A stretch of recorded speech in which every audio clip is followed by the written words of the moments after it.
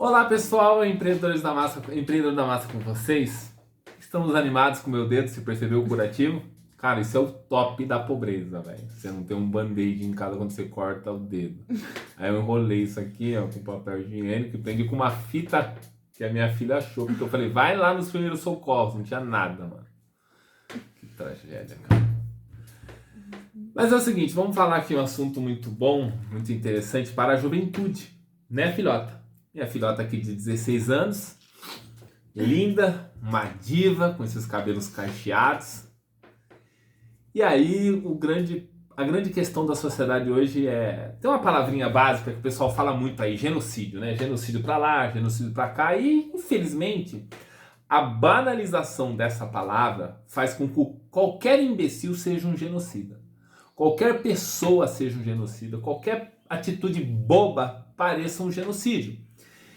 E o que eu me preocupo é de passar para gerações igual a da minha filha que genocídio não é uma coisa boba, uma coisa simples que qualquer um pode cometer a qualquer instante. Genocídio é uma máquina de matar. E uma máquina de matar, ela não aparece do dia para a noite. Não é porque você deixou de usar sua máscara que você se torna um genocida numa pandemia. Não é porque você sai de casa para trabalhar que você se torna um genocida na pandemia. Não, não é. Mas infelizmente de 2020 para 2021 nós descobrimos que genocida é qualquer pessoa, né? Dentro do que se prega na sociedade hoje. Só que muitos esquecem de o que significa um genocídio. O genocídio é o seguinte: só você que é jovem, você que é um pouco mais velho, não se prestar o papel de pensar como manada. Tava até falando isso, né? Quando você não tem o direito de pensar, porque os movimentos querem que você ande junto com eles na linha de pensamento. Se você fizer uma análise muito simples, genocídios são atitudes pensadas, elaboradas para dizimar determinado grupo étnico de pessoas, de raça, entendeu? Tipo Não é campo de concentração? tipo campo de concentração, era uma máquina para matar aquele público específico. É isso aí, um bom exemplo. Entendeu? Então, quando você cria essa máquina, isso é um genocídio. E vamos falar sobre um tema complexo, inclusive para meninas da idade dela. Porque eu já sou um cara de 43 anos. Eu gosto da liberdade, eu gosto do respeito, eu sou cristão, eu procuro ler a Bíblia. A Bíblia fala de coisas que eu não consigo acertar e nem por isso eu vou mudar a Bíblia, né? Então, a minha filha já é jovem, já tem outro pensamento, já está em outra vibe, sabe? Então, para ela, talvez os movimentos queiram garfar ela, não eu. Vão perder tempo comigo? Já estou vacinado. Ela é jovem, ela tem muito que aprender, muito que viver. Eu, quando tinha a idade dela, tinha muita coisa para aprender, né? Então, hoje, a minha responsabilidade é passar para ela que ela precisa ser sempre livre para pensar e respeitar as pessoas que pensam diferente dela. Eu não concordo com nada do tipo fogo nesse, fogo naquele. Não concordo.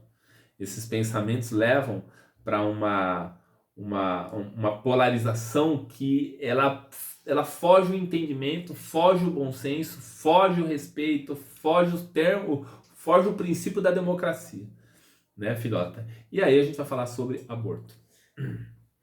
Isto, sim, é um genocídio. Se a gente analisar, criança pode se proteger no útero da mãe? Não. Não. Ela está totalmente à mercê de quem? Da mãe. Se a mãe fizer qualquer coisa, o que acontece com o bebê? O bebê morre. Se alguém tentar me matar, eu posso me defender.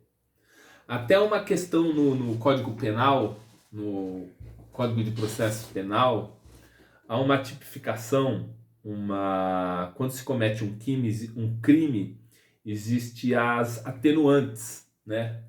Existe o motivo torpe, quando você não dá direito à defesa da vítima. Ué, um aborto você não dá direito à defesa do bebê.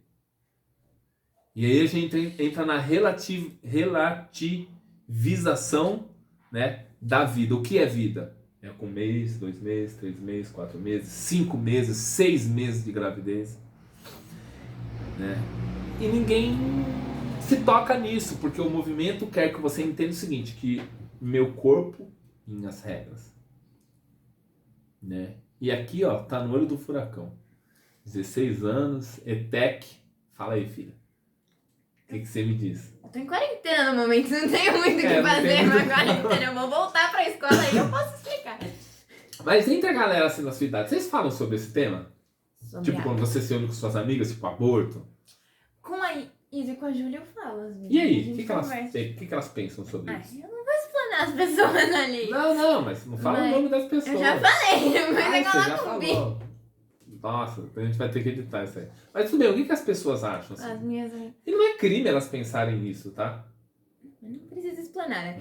Mas, enfim. Eu acho que a maioria das meninas da minha idade não tem muita opinião formada com isso. Algumas são a favor e Do outras aborto. e outras são contra. Eu não tenho opinião formada sobre isso porque, tipo, por exemplo, se for assim, nossa, você foi lá, engravidou, você fez a coisa porque você quis, assim. Aí você tá realmente... você não tá certo em abortar, porque você tava ali, tipo, você fez aquilo porque quis lide com as consequências. Mas, tipo assim, no caso de estupro, assim, eu até entendo as pessoas que querem dessa parte, porque é um trauma tanto pra mãe quanto pra criança, que depois vai, tipo, crescer com a mãe odiando ela, lembrando daquele momento. Então, e, tipo, jogar num orfanato também não é uma ideia boa, porque os orfanatos são meio ruins. Então, tipo, depende do assunto. Então, eu não tenho uma opinião formada. Eu entendo as pessoas que, tipo assim, por algum crime acabaram ficando grávidas. Recorrendo a um aborto.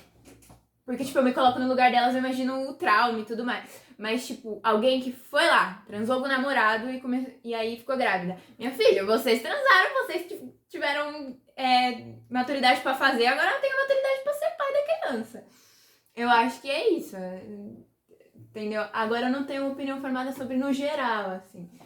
Eu entendo um lado e acho responsável o outro. Porque se você teve... se você fez, você que lide com as consequências agora. Você teve maturidade suficiente pra achar que poderia sair dano pra todo mundo. Então agora lide com as consequências do seu ato. Você teve... Tem que ser responsável, né? tem que ser responsável.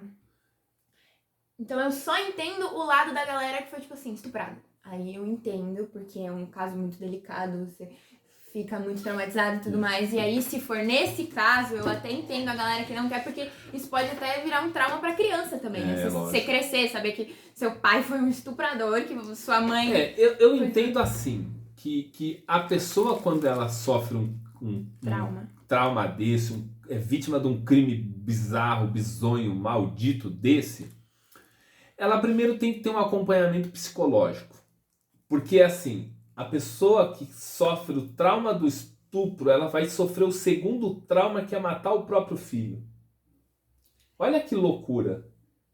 Então, um criminoso desse... Você ia falar o quê? Qualquer um dos dois pode trazer o trauma. Porque, tipo, matar é um filho seu, querendo ou não. Um já tá. Já tá traumatizada, que é o estupro. Já aí, estupro. Se você aborta, você fica mal porque você tá matando uma pessoa. Você não queria estar fazendo isso. Mas se você ficar com a criança, você vai ficar, tipo, você vai olhar pra cara dela e lembrar todos os dias daquilo. E, tipo, seu filho vai ficar, tipo, onde tá meu pai? O que aconteceu? E uma hora você vai ter que contar pra ele, você vai ter que explicar. Você não vai poder simplesmente esconder isso pro resto da vida. É uma situação muito complicada pra gente dar uma solução pros outros, né? Tipo assim, hoje, qual é a minha opinião? Não, nem estupro eu apoio o aborto. Não apoio. Mas é fácil, eu não fui estuprado. Tomar uma decisão dessa. É muito simples eu dizer aqui que não deve ser abortado. E eu não sei o que aconteceria comigo, porque hoje eu digo isso com todas com toda a certeza. Eu não apoio aborto. E aí eu penso o seguinte, a gente deve apoiar as crianças, apoiar as vítimas, deve se tratar as vítimas, né? Deve-se dar um aconselhamento, deve-se fazer um trabalho, mas o país é tão grande. Será que a gente tem condição de fazer esse trabalho? A Constituição define que sim, mas o Estado é falho. Esse nosso Estado Tem, não. é falho, Não não vai tem dar estrutura. certo, não. E aí, quantas famílias sofrem com isso? Quantas adolescentes sofrem com isso? É um tema muito complexo, né? Quando a gente fala de aborto. Mas eu entendo que a vida de uma criança, ela não pode ser sacrificada por um erro de um adulto. Mas ao mesmo tempo eu falo, cara, e como essa criança vai levar o filho de alguém que foi estuprada ou mulher? Óbvio que há muitos relatos de mulheres que já foram estupradas e criaram seus filhos, e os filhos se tornaram cidadãos de bem, adultos, sabe, com todo amor. Sim, há exemplos. E há exemplos que não. E é difícil. Muito do psicológico e é da mulher difícil também, de definir como isso, ela né? lida. Porque tem gente que consegue lidar, que consegue superar, que consegue dar um jeito, mas a maioria eu acho que, tipo, deve sofrer. Não é só pra. É a criança, a mãe e a família inteira sofrendo junto. Então, tipo, é muito caso a caso. Será que no caso de você, quando você, né, acontece isso na família, a pessoa vai lá e aborta, será que isso define a situação e põe uma pedra em cima e acabou, esquece-se tudo? É mais fácil do que a criança que vem por essa situação e aí carrega o trauma por causa da criança? Não, é mais um trauma, né? Qualquer uma das duas alternativas é um trauma. Aí você tem que escolher qual trauma você vai querer. O trauma é o pior, né? Qual é o pior? Um dos dois. Porque o primeiro trauma você já tem, você só vai ter que escolher o segundo. Realmente. Galera, é fácil dar solução para os problemas dos outros. Né? Sempre mais fácil, né? Eu costumo dizer que julgar as decisões dos outros, elas... Sabe como um comentarista de futebol? Um comentarista de futebol, ele tá ali comentando e, ele comenta o que aconteceu, ele não tem obrigação de acertar o gol, de fazer o gol, de defender um pênalti, não. Então ele só comenta. Tá lá correndo não é ele que tá de um lá. lado pro outro, suando, morrendo, quase se batendo um com o outro. Neymar que o diga. Neymar que o diga. Então, Não é ele que tem que fazer o gol. Então há situações que a gente não pode condenar a vítima, nem por atitude A, nem por atitude B. Porque a vítima já tem que tratar com a dor, no caso do estupro, a primeira dor. E a segunda dor, talvez, de conviver com o filho, que é fruto do estupro, ou com o sentimento de ter matado o próprio filho. E talvez a adolescente não tenha discernimento disso naquele momento, mas crescendo ela terá. Ou até a adulta, a gente está falando aqui só de meninas jovens, mas tem mulheres adultas que são estupradas também. É óbvio que hoje já existe tecnologia para pílula do dia seguinte, né? No caso de estupro, estou falando, tá? Até no caso de gravidez indesejada mesmo, mal programada, mas mesmo assim os traumas ficam. Eu sei que teve um deputado aí que quis aprovar um projeto de castração química para estupradores. Muita gente diz que isso não é solução. Bom, o cara que não tem mais potência sexual, ele não vai praticar o ato. Olha, eu acho que é. Eu acho também. Se você foi preso por estupro, então eu Castra o cara, né? Eu também Acabou. acho justo. A Ele gente perdeu castra o os direito. cachorros Exatamente. Perdeu o que direito. não fizeram nada, coitado dos cachorros. Não Pois fizeram é. nada, então todos são castrados. Por que não pode castrar um... Castra um idiota desse, um imbecil desse, um monstro Idiota desse. é pouco. Um monstro. Entendeu? Então, eu acho justo castração química. Você apoia, gata? Eu acho, a pessoa fez por merecer. Então, aqui, no nosso tribunal, a gente definiu castração química. Se liga no canal. Tamo junto. Ai, ai.